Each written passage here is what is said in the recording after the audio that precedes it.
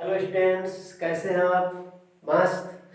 तो चलिए हम फिर से आज का आगे स्टार्ट करते हैं। इसी में आप पढ़ रहे हैं 10th साइंस का फिजिक्स, जिसमें आप पढ़ रहे थे रिफ्लेक्शन ऑफ लाइट। उसका सेकंड लेक्चर आज आपका है, जहाँ पे आपका टॉपिक है इमेज, प्रतिबिंब। आपने इससे पहले पढ़ा था रिफ्लेक्शन ऑफ लाइट। तो इमेज क्या होता है? जैसे इमेज होता है प्रतिबिंब, हम कहते हैं, हम समझते हैं, लेकिन एक बनता है। जैसे मान लो यहाँ पे कोई पॉइंट है, इस पे लाइट आती है तो यहाँ से रिफ्लेक्ट होती है। रिफ्लेक्ट यानी परावर्तन होने के बाद हमारे आंख पे जाती है, तो हमारे आंख पे इसका प्रतिबिंब बनता है। तो कहने का मतलब क्या हुआ कि किसी बिंदु से चलने वाली किरणें परावर्तन के पश्चात किसी बिंदु पे जहां जाके मिलती है, किसी दूसरे बिंदु पर जब मिलती है, तो उस दूसरे बिंदु को पहले बिंदु का प्रतिबिंब कहती है। तो प्रतिबिंब के लिए क्या होना चाहिए? दो बिंदुओं का होना अनिवार्य है, या किसी बिंदु पर जब दो किरणें एक दूसरे को काटनी चाहिए, तब प्रतिबिंब हमारा बनता है। प्रतिबिंब दो स्थितियां होती है इसमें कि किरणें एक दूसरे को काटती रहे या काटती हुई प्रतीत भी होती है। जैसे अगर किरणें अभिसरित हो रही हैं, अभिसरित होने का मतलब क्या हुआ? किसी बिंदु पर केंद्रित होती है तो अभिसरित होती है, तो जो हमारा प्रतिबिंब बनता है वो क्या होता है? आभासी प्रतिबिंब बनता है, सीधा प्रतिबिंब बनता है। और अगर किरणें अपसरित होती है तो हमारी जो प्रतिबिंब बनती है, कैसा बनता है प्रतिबिंब? हमारा रियल इमेज बनता है और उल्टा बनता है, और ये वास्तविक रूप में किरणें मिलती है। तो प्रतिबिंब की हम डेफिनेशन क्या देते हैं कि किसी बिंदु से चलकर आने वाली किरणें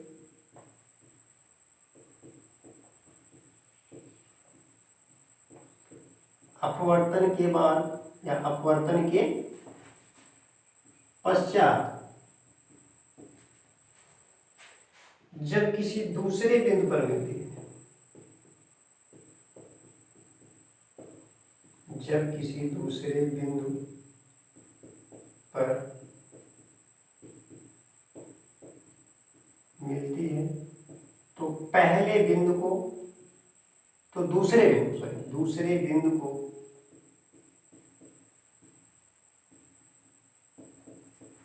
पहले बिंदु का प्रतिबिंब कहते हैं, का प्रतिबिंब कहते हैं।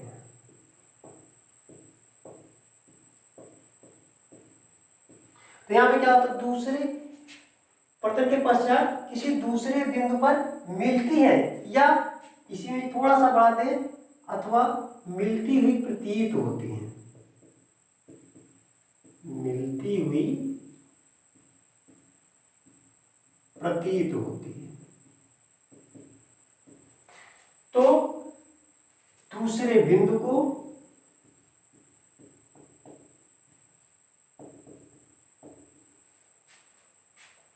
पहले बिंदु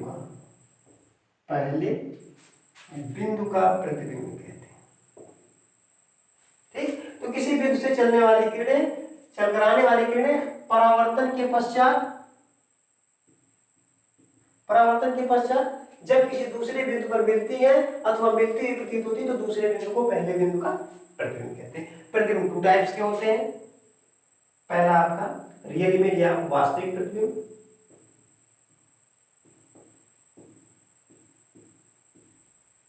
दूसरा आपका आभासी प्रतिबिंब। रियल इमेज क्या होता है? हमेशा उल्टा और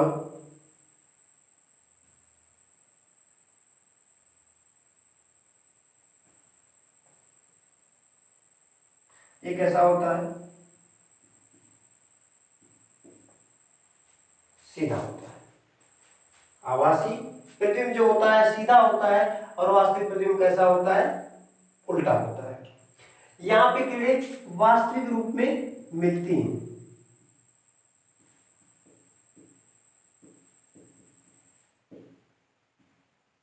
यहां पे क्या होता है? आभास होता है, मिलती नहीं है, केवल हम एक कल्पना करते हैं कि किरणें मिलती हैं। वास्तविक प्रतिबिंब अक्सर बनता है किससे? मोस्टली केसेज में अवतल दर्पण द्वारा, और ये किससे बनते हैं, उत्तल दर्पण द्वारा, समतल दर्पण द्वारा। अब यहाँ पे हम दर्पण सुन रहे हैं तो हमें जानना चाहिए कि दर्पण क्या होता है, आपके कोर्स में दर्पण क्या है। तो नोट कर ले पॉइंट।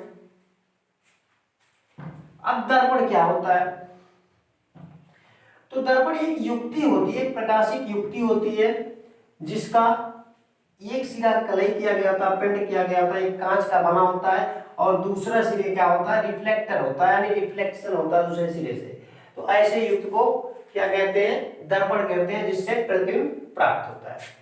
दर्पण क्या हुआ, कांच का बना हुआ ऐसा प्रकाशिक उपकरण जिसका एक सिरा पेंट किया गया तथा दूसरा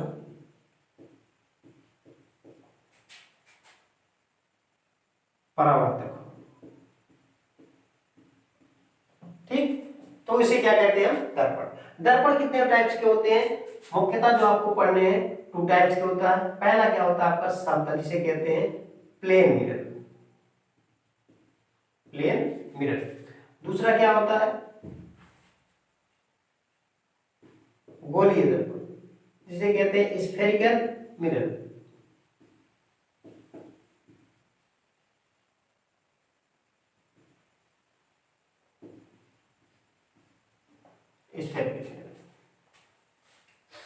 तो समतल दर्पण क्या होता है, ऐसा दर्पण जो प्लेन हो, समतल हो, और उसका एक पृष्ठ क्या किया गया हो, कलई किया गया हो, दूसरा पृष्ठ कैसा हो, परावर्तक हो। गोलीय दर्पण क्या होता है, गोलीय दर्पण एक गोलीय कोष का कटा हुआ भाग होता है। गोलीय कोष का मतलब क्या होता है, खोखला गोला कांच का बना हुआ। अगर ये मान लो खोखला गोला है, इसे हमें दर्पण बनाना, तो क्या करेंगे, इस गोलीय कोष को हम यहाँ से काट दिए और इसके एक सिरे को इस तरह से हम पेंट कर देंगे। यहाँ से देखो, चाहे भीतरी सिरे को पेंट करो, चाहे बाहरी सिरे, एक सिरे को हम पेंट कर दिए, दूसरे सिरा हमारा क्या हो गया, रिफ्लेक्टर यानी परावर्तक हो गया। तो ऐसे को क्या कहते हैं, हमारा गोलीय दर्पण हो जाता है। गोलीय दर्पण भी 2 टाइप्स के होते हैं। पहला आपका होता है कॉन्केव मिरर, जिसे हम कहते हैं अवतल दर्पण। दूसरा क्या होता है कॉन्वेक्स मिरर, जिसे हम कहते हैं उत्तल दर्पण। तो गोलीय दर्पण कितने प्रकार का हुआ, अवतल,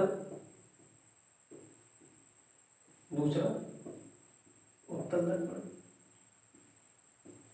अब अवतल दर्पण क्या होता है, ऐसा दर्पण जिसके उभरे हुए भाग पर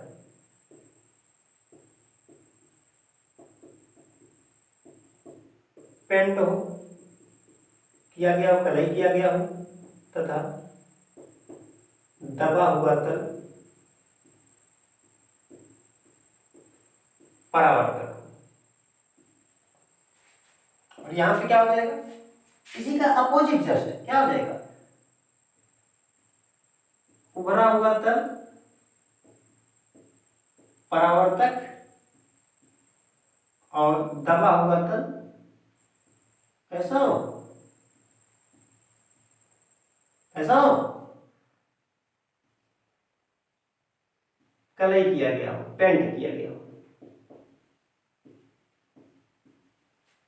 ठीक, ये हो गया हमारा क्या, दर्पण। 2 टाइप्स के होते हैं। अब अवतल दर्पण द्वारा जो प्रतिबिंब बनते हैं हमेशा वास्तविक बनते हैं और लगभग सीधे बनते हैं। उत्तल दर्पण द्वारा जो प्रतिबिंब बनता है उल्टा बनता है और आभासी बनता है।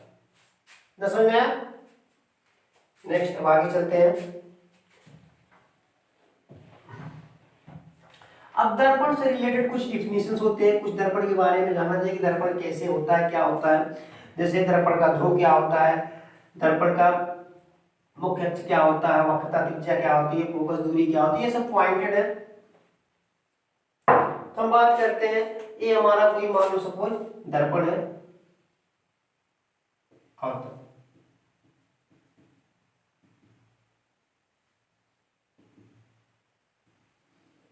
बात करें दर्पण का ध्रुव क्या होता है, पहला पॉइंट पोल।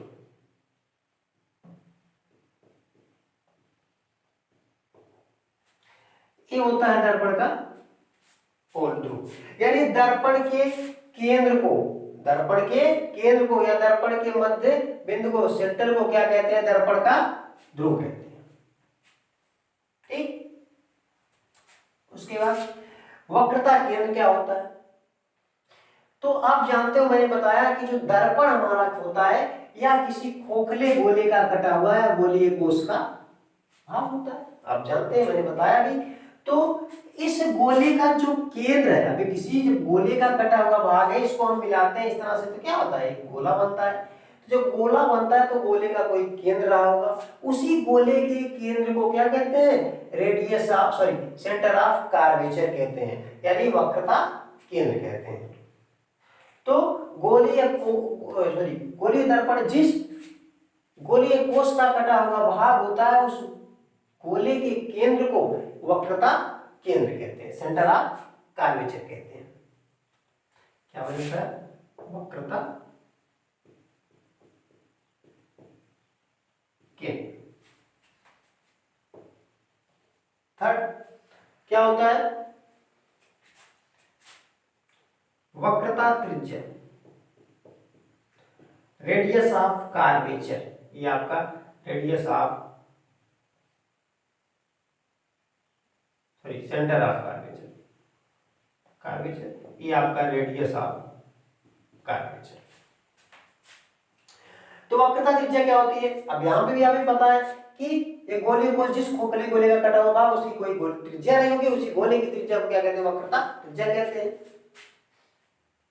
या कह सकते हैं दूसरे शब्दों में, वक्रता केंद्र और ध्रुव को मिलाने वाली रेखा की जो लंबाई होती है क्या होती है, वक्रता त्रिज्या होती है। और इसी रेखा को मुख्य अक्ष कहते हैं, इसी रेखा को क्या कहते हैं, मुख्य अक्ष भी कहते हैं। कि वक्रता केंद्र और ध्रुव को जो मिलाने वाली क्षैतिज रेखा होती है, इसी रेखा को दर्पण का मुख्य अक्ष कहते हैं। ठीक, ये क्या हो गई, दर्पण डिफिनेशन हो गई। अब फोकस क्या होता है, तो फोकस दर्पण के मुख्य अक्ष पर स्थित एक ऐसा बिंदु होता है जिससे होकर जाने वाली किरणें परावर्तन के पश्चात क्या होती है, मुख्य अक्ष के समांतर हो जाती है, तथा मुख्य अक्ष के समांतर आने वाली किरणें परावर्तन के पश्चात उस बिंदु से होकर जाती है अथवा जाती हुई प्रतीत होती हैं। तो उस बिंदु को क्या कहते हैं, दर्पण का फोकस कहते हैं। इसके बाद बात आती है फोकस दूरी।